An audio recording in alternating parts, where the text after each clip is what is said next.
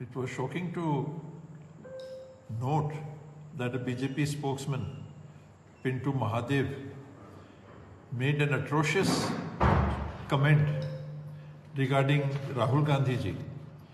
And how in democratic and free India anyone can say something like Rahul Gandhi ji being shot in the chest is beyond me.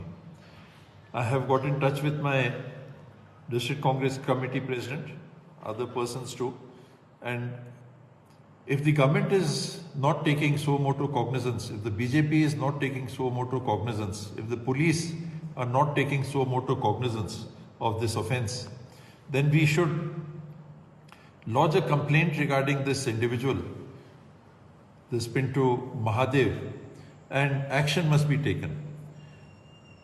Mr. Nadda, as the President of the All India BJP, he must, I feel, come forward. Mr. Rahul Gandhi is the leader of the opposition today. He has protocol. Leave that aside. He is an individual of free and independent India. How anybody can say something like this and get away is beyond me. As a citizen of India, I would be waiting to see what Mr. Nadda does, takes action, disciplinary action, and also takes steps to ensure that law and order is maintained and action is taken on that front too.